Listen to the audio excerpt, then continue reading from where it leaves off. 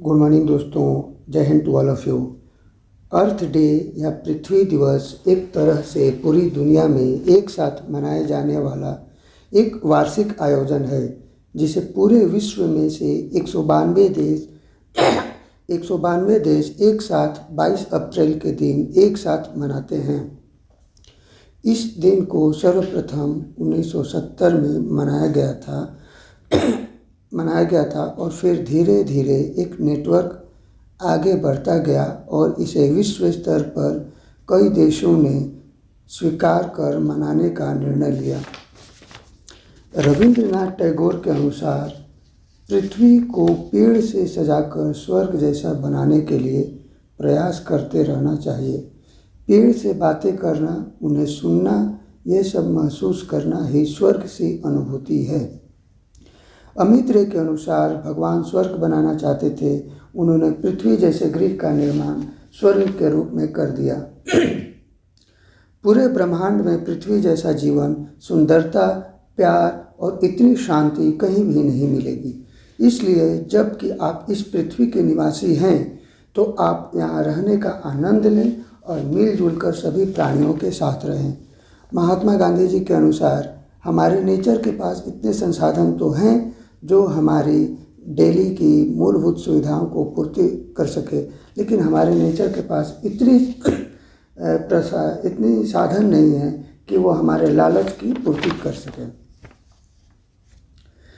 साल 1969 में यूनेस्को द्वारा आयोजित एक प्रेस कॉन्फ्रेंस में 21 मई 1970 के इस दिन को प्रथम बार मनाने का निर्णय लिया गया, परंतु बाद में इसमें कुछ परिवर्तन किए गए और फिर 22 अप्रैल के दिन इसे मनाने का निर्णय लिया गया। यह दिन मुख्य रूप से विश्व के पर्यावरण संबंधी मुद्दों और कार्यक्रमों पर निर्भर रहता है। इस दिन का मुख्य उद्देश्य शुद्ध हवा, शुद्ध पानी और पर्यावरण के लिए लोगों को प्रेरित करना है। हम सब इस बात से परिचित हैं कि पहला पृथ्वी दिवस साल 1970 में मनाया गया था, परंतु इस दिन की शुरुआत किस घटना से हुई, यह बात बहुत ही कम लोग जानते हैं। साल 1969 में कैलिफोर्निया में बहुत बड़े पैमाने पर तेल रिसाव हुआ, जिससे आहत होकर नेल्सन मंडेला राष्ट्रीय स्तर पर एक प्रेरक कार्यक्रम आयोजित करने के लिए प्रेरित हुए। इस कार्यक्रम का मुख्य उद्देश्य राष्ट्रीय स्तर पर लोगों को पर्यावरण संबंधित मुद्दों के लिए जागरूक करना था। 22 अप्रैल 1970 के दिन अमेरिका के कई कॉलेज और स्कूल में पढ़ने वाले विद्यार्थियों के साथ लगभग 20,000 अमेरिकी लोगों ने एक स्वस्थ पर्यावरण के उद्देश्य से एक राष्ट्रीय आंदोलन में भाग लिया और एक रैली का आयोजन किया। पर्यावरण प्रदूषण के विरुद्ध होने वाले इस आंदोलन में अमेरिका के हजारों कॉलेजों और विश्वविद्यालय के युवा शामिल थे। इस समय इन लोगों का प्रदर्शन तेल रिसाव, प्रदूषण फैलाने वाली फैक्ट्रियों, ऊर्जा संयंत्रों से होने वाले प्रदूषण, मल जल प्रदूषण, विषैले कचरे, कीटनाशक, जंगलों का नाश और वन्य जीवों का विलुप्तीकरण आदि मुद्दों पर आधारित था। इसके बाद धीरे धीरे पर्यावरण संरक्षण का यह मुद्दा अमेरिका से बढ़कर 141 देशों के 200 मिलियन लोगों तक पहुंच गया। 22 अप्रैल 1990 में आयोजित पृथ्वी दिवस के दिन शामिल सभी देशों में रिसाइक्लिंग की प्रोसेस को अपनाने के लिए प्रोत्साहन दिया गया। इसके बाद साल 2000 में हाइज द्वारा विश्व स्तर पर ग्लोबल वार्मिंग के मुद्दे पर ध्यान केंद्रित करवाया गया और इसी समय स्वच्छ ऊर्जा के मुद्दे को भी उठाया गया। साल 2000 में ही इंटरनेट के जरिए पूरी दुनिया में पृथ्वी दिवस के अंतर्गत कार्य करने वाले कार्यकर्ता जुड़े। इंटरनेट की इस पहल के द्वारा इस वर्ष पूरी दुनिया के लगभग 5,000 समुदाय के समूह एक दूसरे से संपर्क में आए और इसमें लगभग 180 देशों के सैकड़ों मिलियन लोगों ने हिस्सा लिया। इस तरह से साल 1970 से लेकर अब तक हर वर्ष पृथ्वी दिवस के कार्यक्रम का स्तर हर वर्ष बढ़ता ही चला गया और कई देश, हजारों लाखों लोग इसमें शामिल होते चले गए।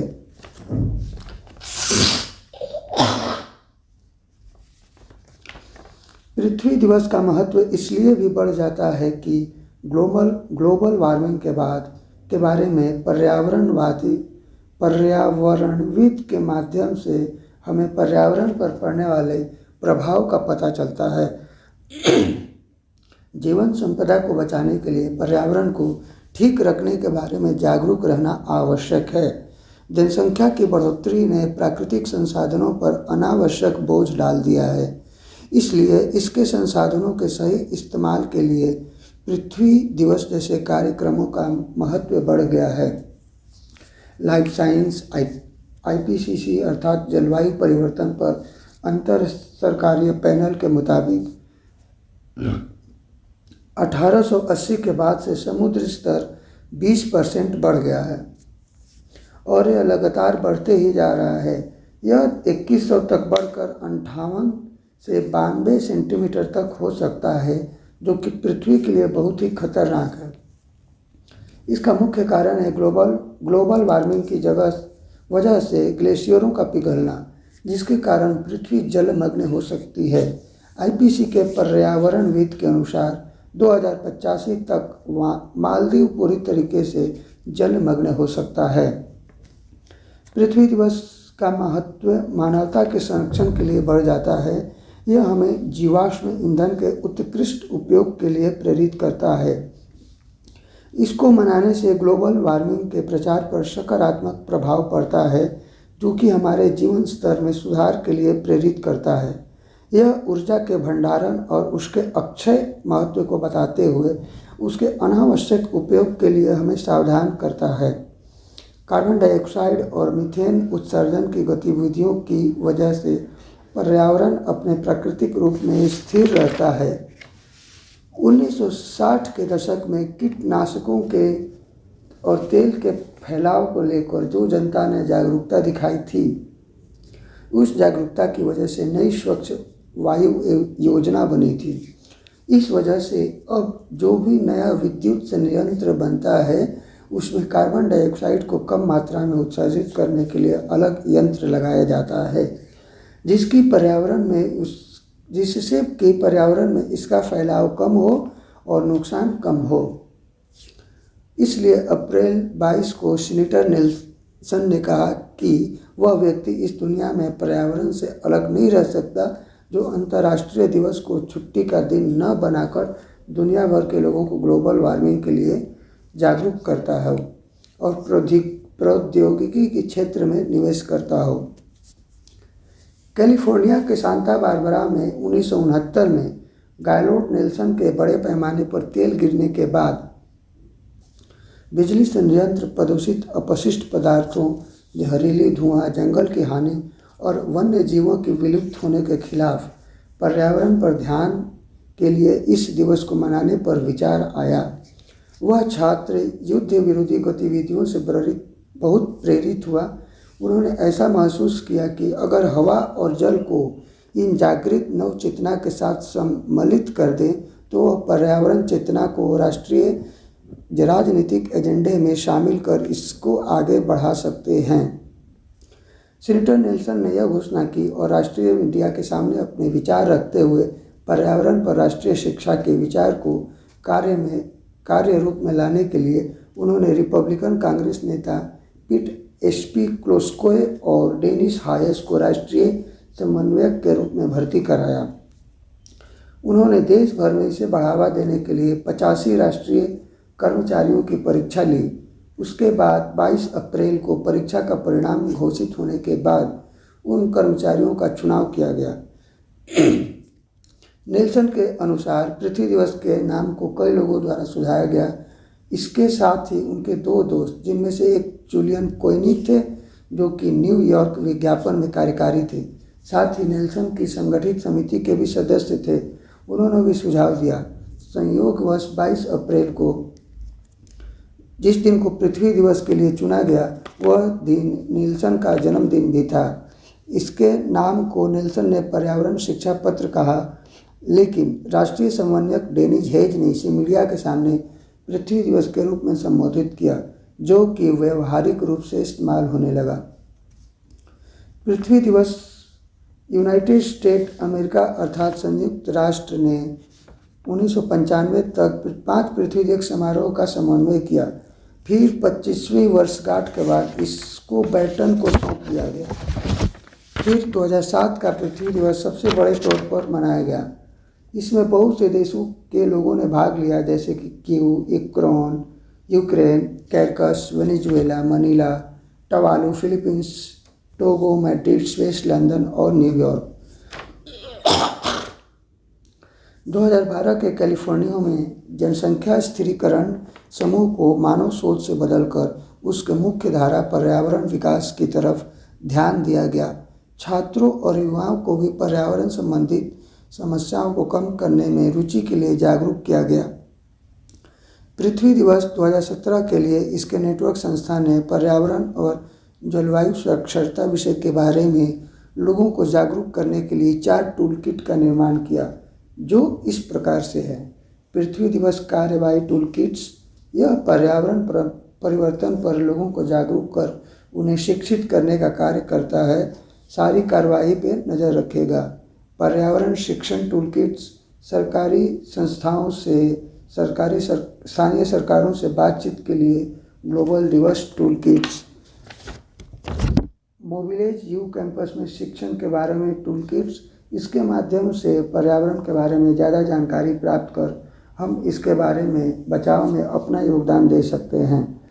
2017 में भी हर वर्ष की भांति पृथ्वी दिवस के लिए विज्ञान रैली के रूप में मनाया गया और वाशिंगटन नेशनल मॉल में पर्यावरण शिक्षा पर बात हुई और इसको आगे बढ़ाया गया। अंतर्राष्ट्रीय स्तर पर मनाए जाने वाले हर कार्यक्रम की हर वर्ष की एक अलग थीम होती है, जिसके द्वारा उस वर्ष उस विशेष मुद्दे पर लोगों का ध्यान आकर्षित करने का प्रयास किया जाता है। ठीक इसी प्रकार से विश्व स्तर पर मनाए जाने वाले पृथ्वी दिवस भी एक अलग थीम होती है। पिछले कुछ वर्षों में आयोजित पृथ्वी दिवस की थीम इस प्रकार है: 2010 जलवायु परिवर्तन पर एक वैश्विक जनमत संग्रह, 2011 हवा को साफ करो, 2012 पृथ्वी को संवारना, 2013 जलवायु परिवर्तन का सामना, 2014 ग्रीन सिटीज, 2015 अब नेतृत्व करने की हमारी बारी, 2016 पृथ्वी के लिए पेड़, 2017 पर्यावरण और जलवायु साक्षरता, 2018 प्लास्टिक प्रदूषण का समाधान, 2019 प्रोटेक्ट आवर स्पाइसेज। इस प्रकार से यह पिछले 10 वर्षों में आयोजित पृथ्वी दिवस की थीम थी। 2021 का पृथ्वी दिवस का थीम है प्रोटेक्ट आवर अर्थ, मतलब कि आइए और हम सब एक साथ मिलकर अपने पृथ्वी, इसके इन्वायरमेंट और इसके पर्यावरण की रक्षा करें। अगर आप भी आने वाले 22 अप्रैल को पृथ्वी दिवस मनाना और विषय पर्यावरण संरक्षण में अपना सहयोग देना चाहते हैं तो निम्न गतिविधियों को अपनाकर इसे मना सकते हैं।